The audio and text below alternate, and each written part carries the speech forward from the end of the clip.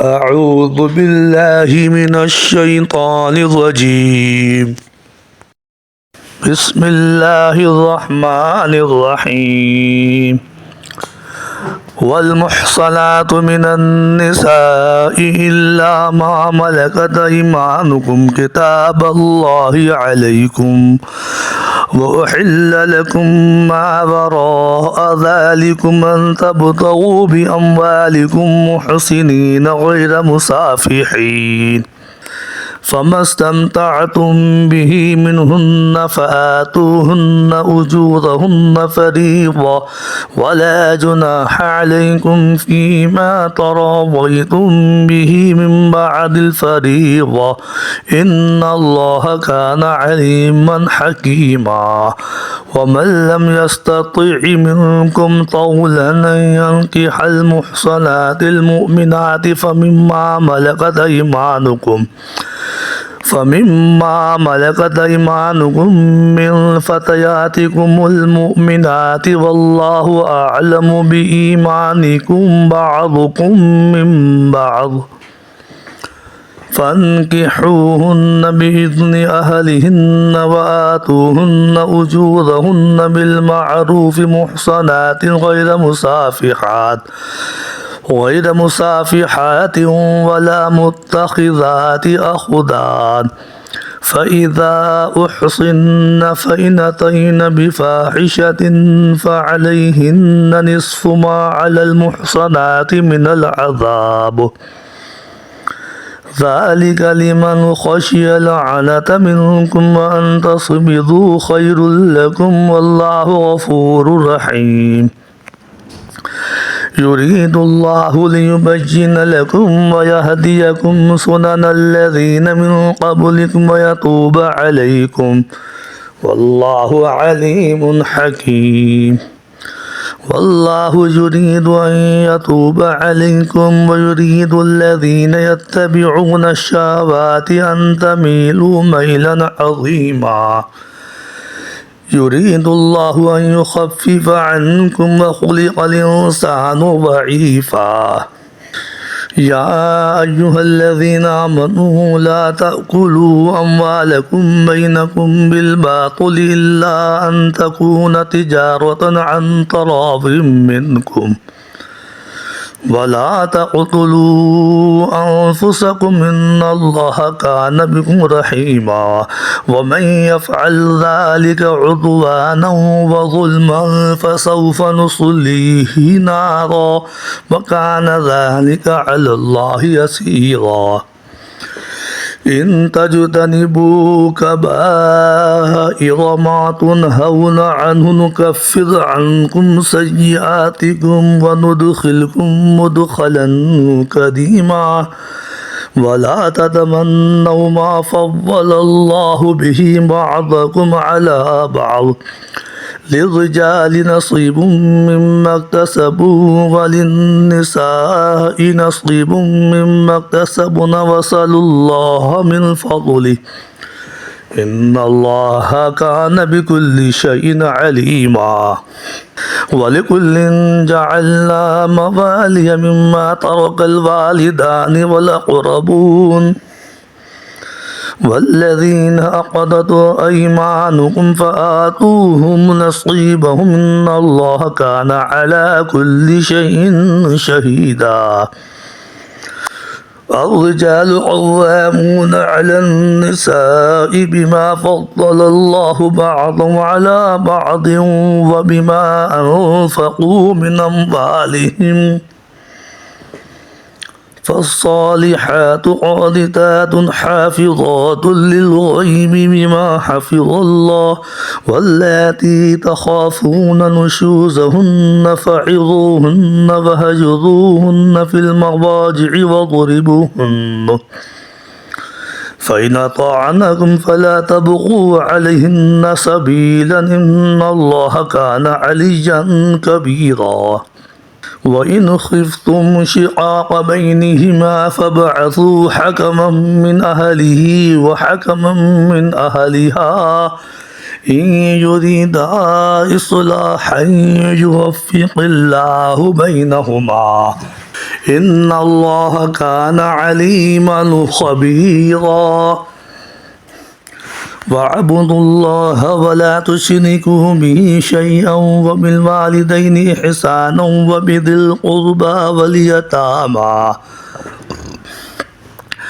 وبذي القربى واليتامى والمساكين والجار ذي القربى والجار الجنب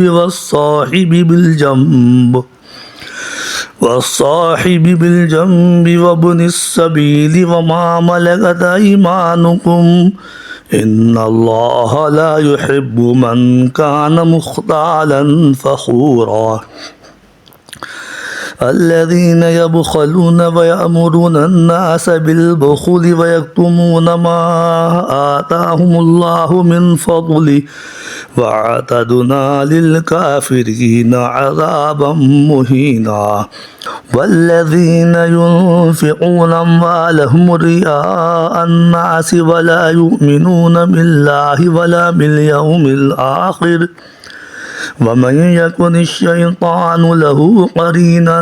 فساء قرينا وماذا عليهم لو آمنوا بالله واليوم الآخر وأنفقوا مما رزقهم الله وكان الله بهم عليما إن الله لا يظلم مثقال ذرة وإن تك حسنة يضاعفها ويؤت من لدنه أجرا عظيما فكيف إذا جئنا من كل أمة بشهيد وجئنا بك على هؤلاء شهيدا يومئذ يود الذين كفروا وعصوا الرسول لو تسوى بهم الأرض ولا يكتمون الله حديثا يا أيها الذين آمنوا لا تقربوا الصلاة وأنتم سكارى حتى تعلموا ما تقولون ولا جنبا إلا عابدي سبيل حتى تغتسلوا وإن كنتم مرضى أو على سفر أو جاء أحد منكم من الغائط أو لامستم النساء فلم تجدوا ماء فتيمموا صعيدا طيبا فامسحوا بوجوهكم وأيديكم إن الله كان عفوا غفورا ألم تر إلى الذين أوتوا نصيبا من الكتاب يشترون الضلالة ويريدون أن تضلوا السبيل والله أعلم بأعدائكم وكفى بالله وليا وكفى بالله نصيرا من الذين هادوا يحرفون الكلم عن مواضعه ويقولون سمعنا وعصينا وسمع غير مسمع وراعنا ليا بألسنتهم وطعنا في الدين ولو أنهم قالوا سمعنا وأطعنا واسمع وانظرنا لكان خيرا لهم وأقوم ولكن لعنهم الله بكفرهم فلا يؤمنون إلا قليلا يا أيها الذين أوتوا الكتاب آمنوا بما نزلنا مصدقا لما معكم من قبل أن نطمس وجوها فنردها على أدبارها أو نلعنهم كما لعنا أصحاب السبت وكان أمر الله مفعولا إن الله لا يغفر أن يشرك به ويغفر ما دون ذلك لمن يشاء ومن يشرك بالله فقد افترى إثما عظيما ألم تر إلى الذين يزكون أنفسهم بل الله يزكي من يشاء ولا يظلمون فتيلا انظر كيف يفترون على الله الكذب وكفى به إثما مبينا ألم تر إلى الذين أوتوا نصيبا من الكتاب يؤمنون بالجبت والطاغوت ويقولون للذين كفروا هؤلاء أهدى من الذين آمنوا سبيلا أولئك الذين لعنهم الله ومن يلعن الله فلن تجد له نصيرا أم لهم نصيب من الملك فإذا لا يؤتون الناس نقيرا أم يحسدون الناس على ما آتاهم الله من فضله فقد آتينا آل إبراهيم الكتاب والحكمة وآتيناهم ملكا عظيما فمنهم من آمن به ومنهم من صد عنه وكفى بجهنم سعيرا إن الذين كفروا بآياتنا سوف نصليهم نارا كلما نضجت جلودهم بدلناهم جلودا غيرها ليذوقوا العذاب إن الله كان عزيزا حكيما والذين آمنوا وعملوا الصالحات سندخلهم جنات تجري من تحتها الأنهار خالدين فيها أبدا لهم فيها أزواج مطهرة وندخلهم ظلا ظليلا إن الله يأمركم أن تؤدوا الأمانات إلى أهلها وإذا حكمتم بين الناس أن تحكموا بالعدل إن الله نعم ما يعظكم به إن الله كان سميعا بصيرا يا أيها الذين آمنوا أطيعوا الله وأطيعوا الرسول وأولي الأمر منكم فإن تنازعتم في شيء فردوه إلى الله والرسول إن كنتم تؤمنون بالله واليوم الآخر ذلك خير وأحسن تأويلا ألم تر إلى الذين يزعمون أنهم آمنوا بما أنزل إليك وما أنزل من قبلك يريدون أن يتحاكموا إلى الطاغوت وقد أمروا أن يكفروا به ويريد الشيطان أن يضلهم ضلالا بعيدا وإذا قيل لهم تعالوا إلى ما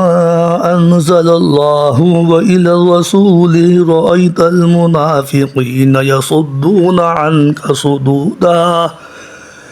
فكيف إذا أصابتهم مصيبة بما قدمت أيديهم ثم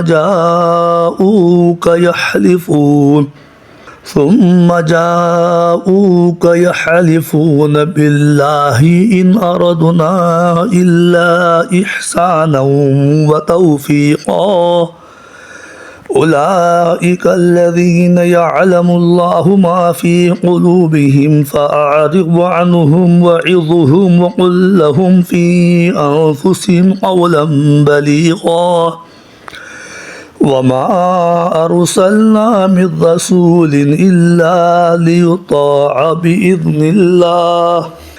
ولو أنهم إذ ظلموا أنفسهم جاءوك فاستغفروا الله واستغفر لهم الرسول لوجدوا الله توابا رحيما فلا وربك لا يؤمنون حتى يحكموك فيما شجر بينهم ثم لا يجدوا في أنفسهم حرجا مما قضيت ويسلموا تسليما ولو أنا كتبنا عليهم أن اقتلوا أنفسكم بخرجوا من دياركم ما فعلوه إلا قليل منهم ولو أنهم فعلوا ما يوعظون به لكان خيرا لهم وأشد تثبيتا وإذا لآتيناهم من لدنا أجرا عظيما ولهديناهم صراطا مستقيما ومن يطع الله والرسول فأولئك مع الذين أنعم الله عليهم من النبيين والصديقين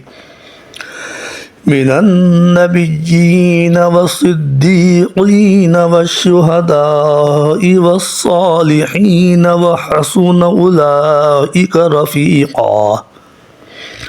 ذلك الفضل من الله وكفى بالله عليما يا أيها الذين آمنوا خذوا حذركم فانفذوا ثبات أو انفذوا جميعا وإن منكم لمن ليبطئن فإن أصابتكم مصيبة قال قد أنعم الله علي إذ لم أكن معهم شهيدا ولئن أصابكم فضل من الله ليقولن كأن لم تكن بينكم وبينه مودة يا ليتني كنت معهم فأفوز فوزا عظيما فليقاتل في سبيل الله الذين يشرون الحياة الدنيا بالآخرة ومن يقاتل في سبيل الله فيقتل أو يغلب فسوف نؤتيه أجرا عظيما وما لكم لا تقاتلون في سبيل الله والمستضعفين من الرجال والنساء والولدان الذين يقولون ربنا أخرجنا من هذه القرية الظالم أهلها واجعل لنا من لدنك وليا واجعل لنا من لدنك نصيرا الذين آمنوا يقاتلون في سبيل الله والذين كفروا يقاتلون في سبيل الطاغوت فقاتلوا أولياء الشيطان إن كيد الشيطان كان ضعيفا ألم تر إلى الذين قيل لهم كفوا أيديكم وأقيموا الصلاة وآتوا الزكاة فلما كتب عليهم القتال إذا فريق منهم يخشون الناس كخشية الله أو أشد خشية وقالوا ربنا لم كتبت علينا القتال لولا أخرتنا إلى أجل قريب قل متاع الدنيا قليل والآخرة خير لمن اتقى ولا تظلمون فتيلا أينما تكونوا يدرككم الموت ولو كنتم في بروج مشيدة وإن تصبهم حسنة يقولوا هذه من عند الله وإن تصبهم سيئة يقولوا هذه من عندك قل كل من عند الله فما لهؤلاء القوم لا يكادون يفقهون حديثا ما أصابك من حسنة فمن الله وما أصابك من سيئة فمن نفسك وأرسلناك للناس رسولا وكفى بالله شهيدا من يطيع الرسول فقد أطاع الله ومن تولى فما أرسلناك عليهم حفيظا ويقولون طاعة فإذا برزوا من عندك بيت طائفة منهم غير الذي تقول والله يكتب ما يبيتون فأعرض عنهم وتوكل على الله وكفى بالله وكيلا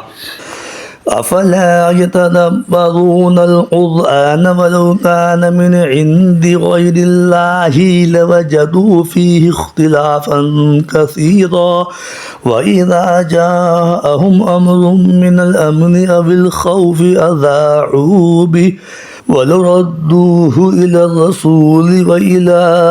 أولي الأمر منهم لعلمه الذين يستنبطونه منهم ولولا فضل الله عليكم ورحمته لاتبعتم الشيطان إلا قليلا فقاتل في سبيل الله لا تكلف إلا نفسك وحرق المؤمنين عسى الله أن يكف بأس الذين كفروا والله أشد بأسا وأشد تنكيلا من يشفع شفاعة حسنة يكن له نصيب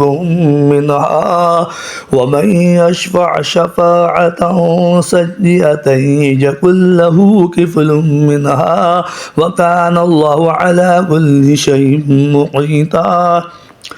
وإذا حييتم بتحية فحجوا بأحسن منها أو ردوها إن الله كان على كل شيء حسيبا الله لا إله إلا هو ليجمعنكم إلى يوم القيامة لا ريب فيه ومن أصدق من الله حديثا فما لكم في المنافقين فئتين والله أركسهم بما كسبوا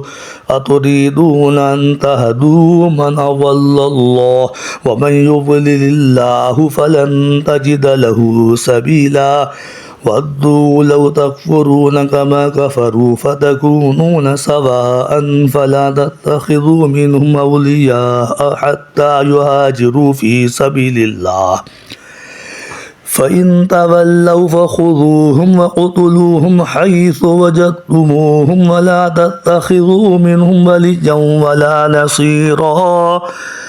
إلا الذين يصلون إلى قوم بينكم وبينهم ميثاق أو جاءوكم حصرت صدور من يقاتلوكم أو يقاتلوا قومهم ولو شاء الله لسلطهم عليكم فلقاتلوكم فإن اعتزلوكم فلم يقاتلوكم وألقوا إليكم السلام فما جعل الله لكم عليهم سبيلا ستجدون آخرين يريدون أن يأمنوكم ويأمنوا قومهم كلما ردوا إلى الفتنة أركسوا فيها فإن لم يعتزلوكم ويلقوا إليكم السلام ويكفوا أيديهم فخذوهم وقتلوهم حيث ثقفتموهم وأولئكم جعلنا لكم عليهم سلطانا مبينا وما كان لمؤمن أن يقتل مؤمنا إلا خطأ ومن قتل مؤمنا خطأ فتحرير رقبة مؤمنة ودية مسلمة إلى أهله إلا أن يصدقوا فإن كان من قوم عدو لكم وهو مؤمن فتحرير رقبة مؤمنة وإن كان من قوم بينكم وبينهم ميثاق فدية مسلمة إلى أهله وتحرير رقبة مؤمنة فمن لم يجد فصيام شهرين متتابعين توبة من الله وكان الله عليما حكيما. ومن يقتل مؤمنا متعمدا فجزاؤه جهنم خالدا فيها وغضب الله عليه ولعنه وعد له عذابا عظيما. يا أيها الذين آمنوا إذا ضربتم في سبيل الله فتبينوا ولا تقولوا لمن ألقى إليكم السلام لست مؤمنا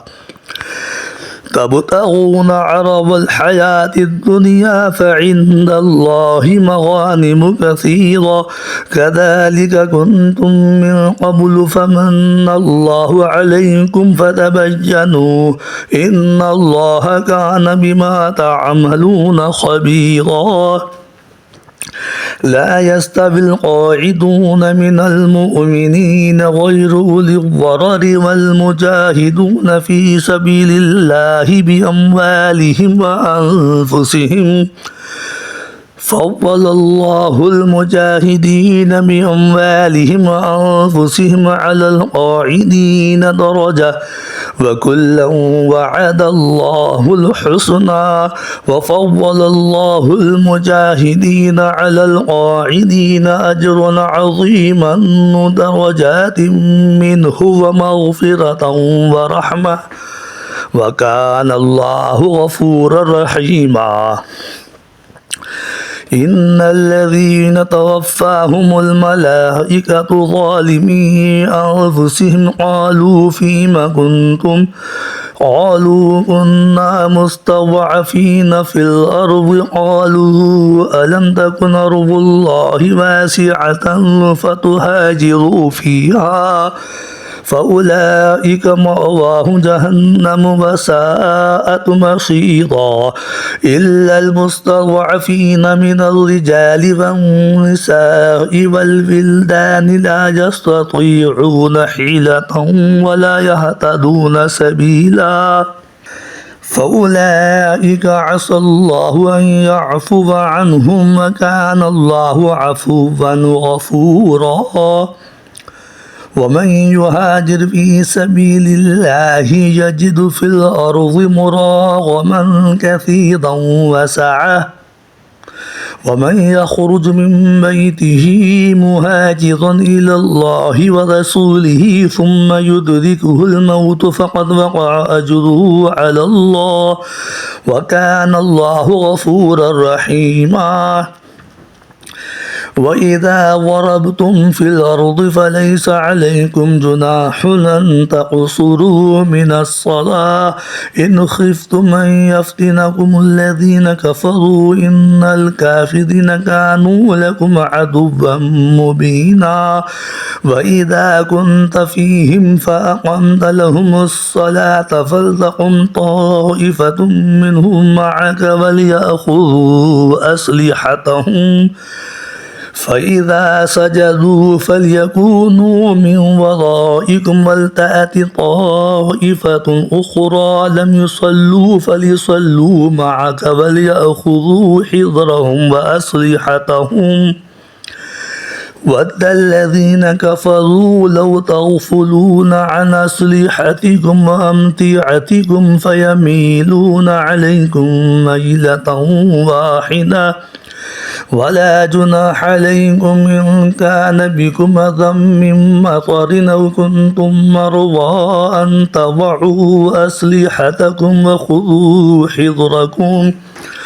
إن الله أعد للكافرين عذابا مهينا. فإذا قضيتم الصلاة فاذكروا الله قياما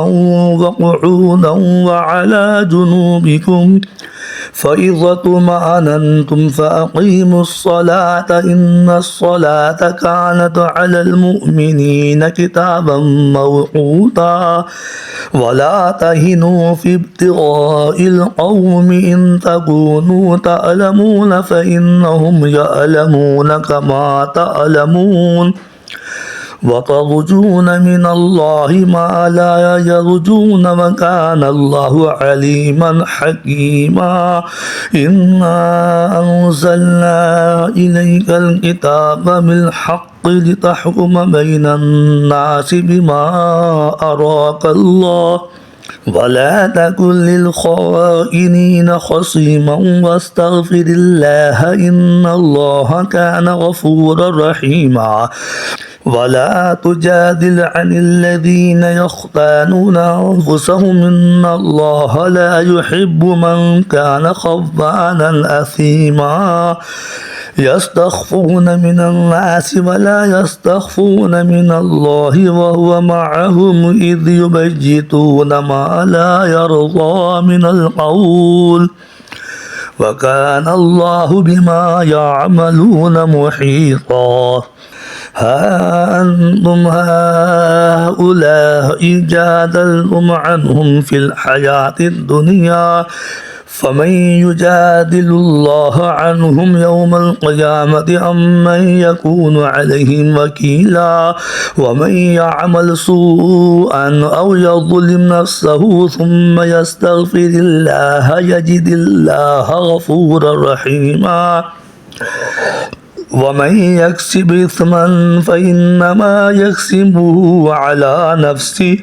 وكان الله عليما حكيما ومن يكسب خطيئة أو إثما ثم يرم به بريئا فقد احتمل بهتانا وإثما مبينا ولولا فضل الله عليك ورحمته لهم طائفة منهم أن يضلوك وما يضلون إلا أنفسهم وما يضرونك من شيء وأنزل الله عليك الكتاب والحكمة وعلمك ما لم تكن تعلم وكان فضل الله عليك عظيما لا خير في كثير من نجواهم إلا من أمر بصدقة أو معروف أو إصلاح بين الناس ومن يفعل ذلك ابتغاء مرضات الله فسوف نؤتيه أجرا عظيما ومن يشاقق الرسول من بعد ما تبين له الهدى ويتبع غير سبيل المؤمنين نوله ما تولى ونصله جهنم وساءت مصيرا إن الله لا يغفر أن يشرك به ويغفر ما دون ذلك لمن يشاء ومن يشرك بالله فقد ضل ضلالا بعيدا إن يدعون من دونه إلا إناثا وإن يدعون إلا شيطانا مريدا لعنه الله وقال لأتخذن من عبادك نصيبا مفروضا ولأضلنهم ولأمنينهم ولآمرنهم فليبتكن آذان الأنعام ولآمرنهم فليغيرن خلق الله ومن يتخذ الشيطان وليا من دون الله فقد خسر خسرانا مبينا يعدهم ويمنيهم وما يعدهم الشيطان إلا غرورا أولئك مأواهم جهنم ولا يجدون عنها محيصا والذين آمنوا وعملوا الصالحات سندخلهم جنات تجري من تحتها الأنهار خالدين فيها أبدا وعد الله حقا ومن أصدق من الله قيلا ليس بأمانيكم ولا أماني أهل الكتاب من يعمل سوءا يجز به ولا يجد له من دون الله وليا ولا نصيرا ومن يعمل من الصالحات من ذكر أو أنثى وهو مؤمن فأولئك يدخلون الجنة ولا يظلمون نقيرا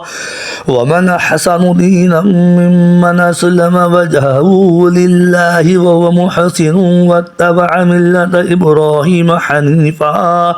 واتخذ الله إبراهيم خليلا ولله ما في السماوات وما في الأرض وكان الله بكل شيء محيطا ويستفتونك في النساء قل الله يفتيكم فيهن وما يتلى عليكم في الكتاب في يتامى النساء اللاتي لا تؤتونهن ما كتب لهن وترغبون أن تنكحوهن والمستضعفين من الولدان وأن تقوموا لليتامى بالقسط وما تفعلوا من خير فإن الله كان به عليما وإن امرأة خافت من بعلها نشوزا أو إعراضا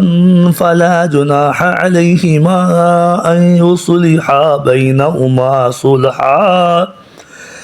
والصلح خير وأحضرت الأنفس الشح وإن تحسنوا وتتقوا فإن الله كان بما تعملون خبيرا ولن تستطيعوا أن تعدلوا بين النساء ولو حرصتم فلا تميلوا كل الميل فتذروها كالمعلقة وإن تصلحوا وتتقوا فإن الله كان غفورا رحيما وإن يتفرقا يغني الله كلا من سعته وكان الله واسعا حكيما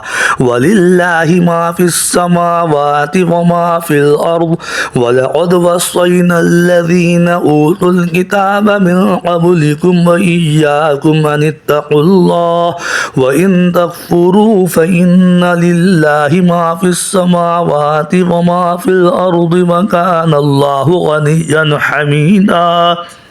ولله ما في السماوات وما في الأرض وكفى بالله وكيلا إن يشأ يذهبكم أيها الناس ويأتي بآخرين وكان الله على ذلك قديرا من كان يريد ثواب الدنيا فعند الله ثواب الدنيا والآخرة وكان الله سميعا بصيرا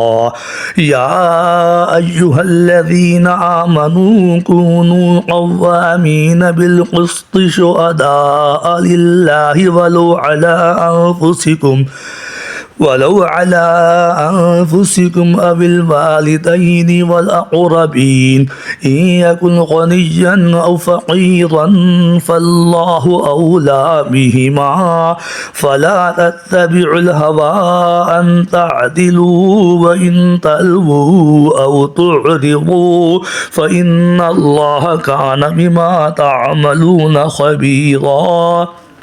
يا أيها الذين آمنوا بالله ورسوله والكتاب الذي نزل على رسوله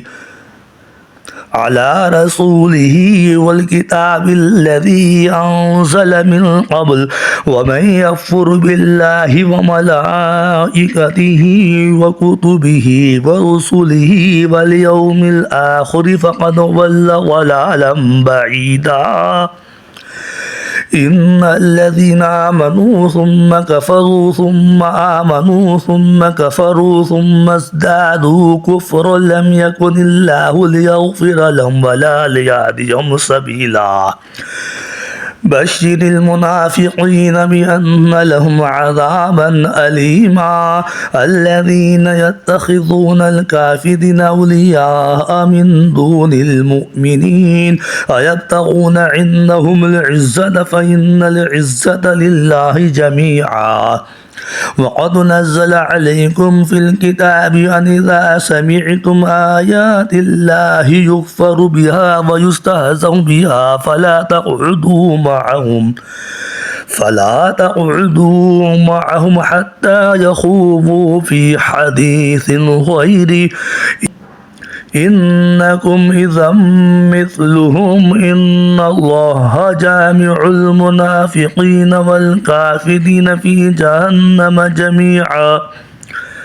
الذين يتربصون بكم فإن كان لكم فتح من الله قالوا ألم نكن معكم وإن كان للكافرين نصيب قالوا ألم نستحوذ عليكم ونمنعكم من المؤمنين فالله يحكم بينكم يوم القيامة ولن يجعل الله للكافرين على المؤمنين سبيلا إن المنافقين يخادعون الله وهو خادعهم وإذا قاموا إلى الصلاة قاموا كسالى يراءون الناس ولا يذكرون الله إلا قليلا مذبذبين بين ذلك لا إله هؤلاء ولا إله هؤلاء ومن يضلل الله فلن تجد له سبيلا يا أيها الذين آمنوا لا تتخذوا الكافرين أولياء من دون المؤمنين أتريدون أن تجعلوا لله عليكم سلطانا مبينا إن المنافقين في الدرك الأسفل من النار ولن تجد لهم نصيرا إلا الذين تابوا وصلحوا واعتصموا بالله وأخلصوا دينهم لله فأولئك مع المؤمنين وسوف يؤتي الله المؤمنين أجرا عظيما ما يفعل الله بعذابكم إن شكرتم وآمنتم وكان الله شاكرا عليما